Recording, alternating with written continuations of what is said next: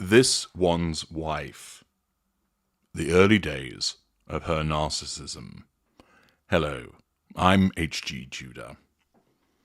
I've explained in my excellent video, What Makes a Narcissist, that you need two aspects for a narcissist to be created. There needs to be a genetic predisposition towards becoming a narcissist, and you need a lack of control environment. This one's wife had both. With two parents who were narcissists, there was a very good chance that the genetic predisposition would be passed down to her.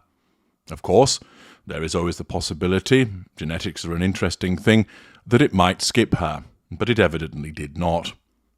Furthermore, the behaviours of her parents would mean that there was a lack of control environment created. On the one hand, her mother was absent for a number of years.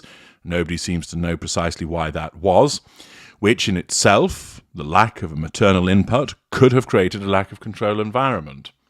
Furthermore, her father, as part of his own control over his daughter, but in what was ostensibly a benign way, meant that he essentially treated her like a princess. He overcompensated for the absence of her mother, essentially letting her do what she wanted, telling her she was ultra special and so forth, putting her on a pedestal, when in actual fact none of that was deserved.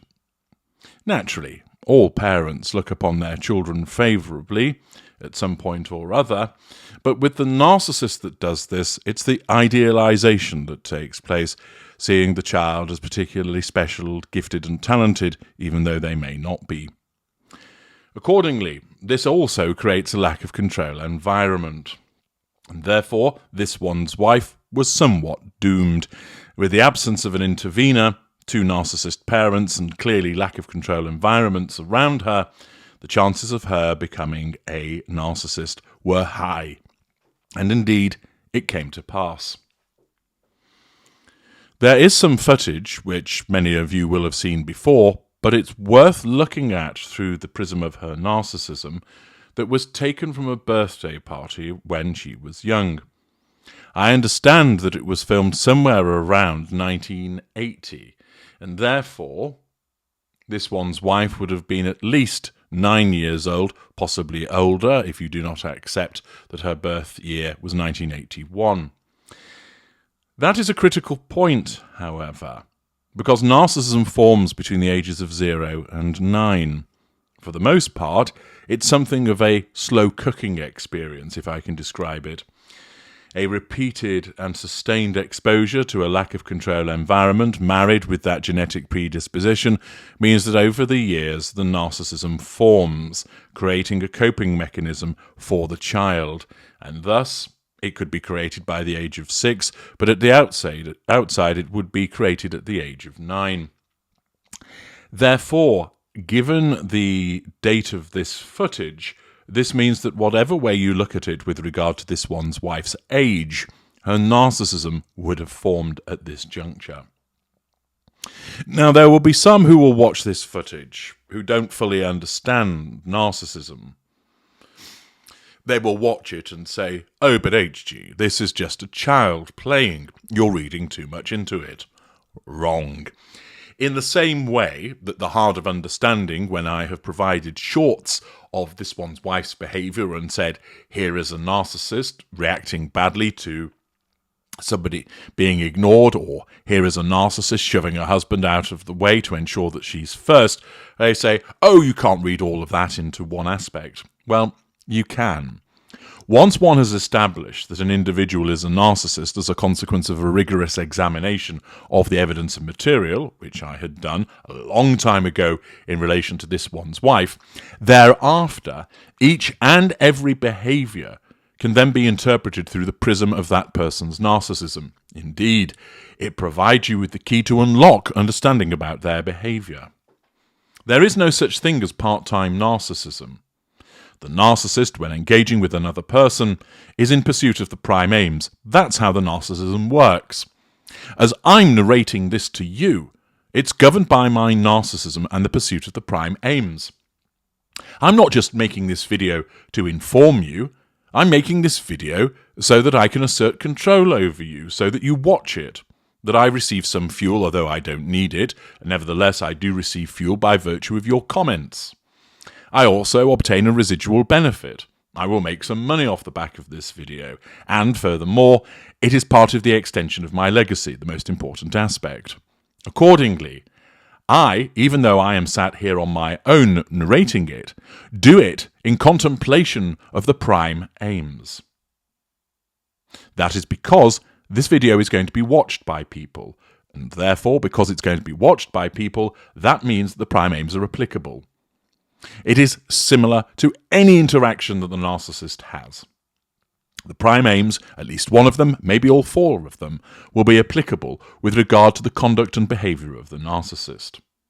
And thus, it is the case of this one's wife. At the point this footage was filmed, her narcissism was already formed. And therefore, the suggestion, oh, it's just a child playing, well, that might be applicable to a child that's a non-narcissist, but here, her interaction with the other children is being governed by her narcissism, and it shows. Knowing that her narcissism was formed at this point, we're able to interpret all of her behaviours with the other children through the prism of that narcissism. I'm going to play you the footage first and then talk about it thereafter. It's interspersed with some commentary as part of Entertainment Tonight, so you'll just have to bear with the various pictures of this one's wife when she's older, as it splits it between the footage from when she was younger. But here it comes.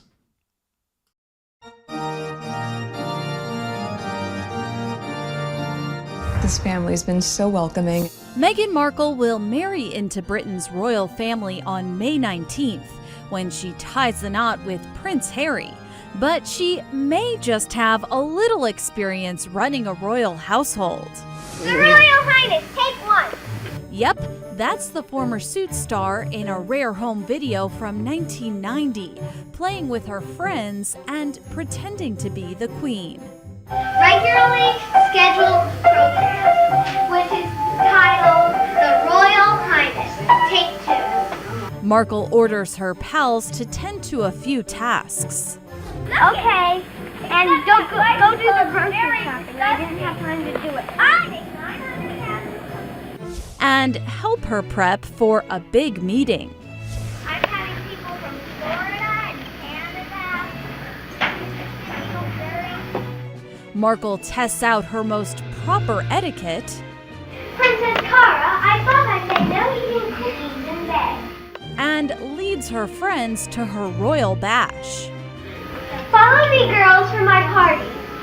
Come along. All this, of course, while rocking a regal crown.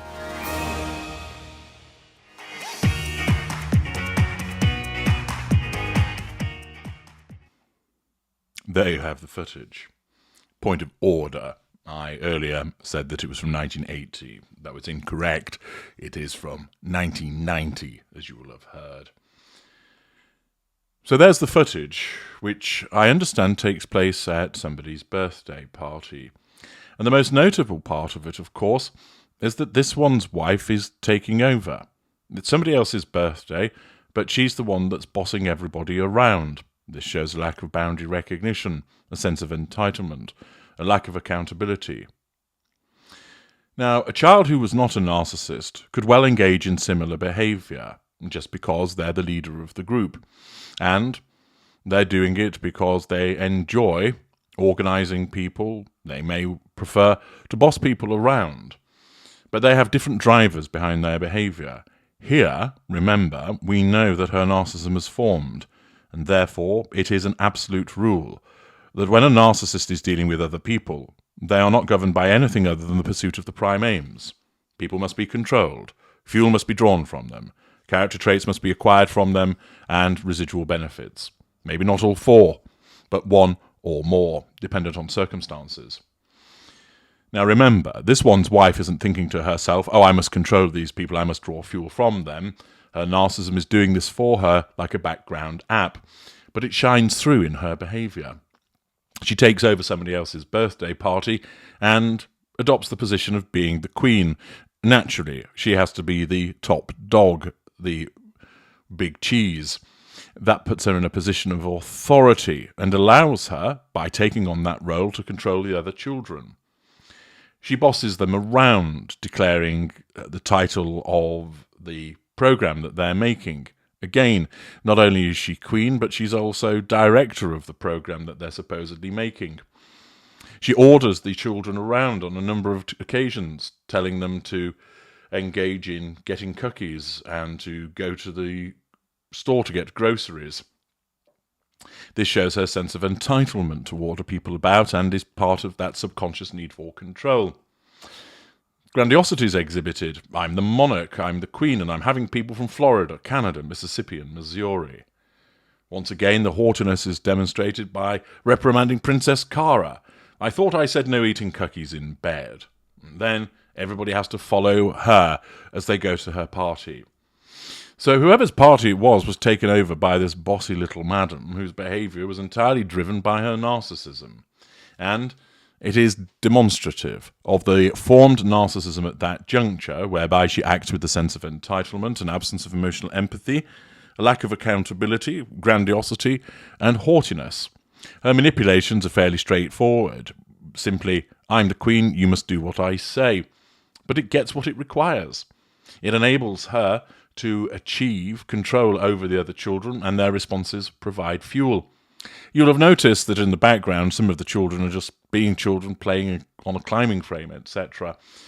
But for this one's wife, it's all about controlling those children and bossing them about as the queen. And her narcissism seizes on this, taking over the party and compelling her to behave in that particular way. I'm HG Tudor. Thank you for watching.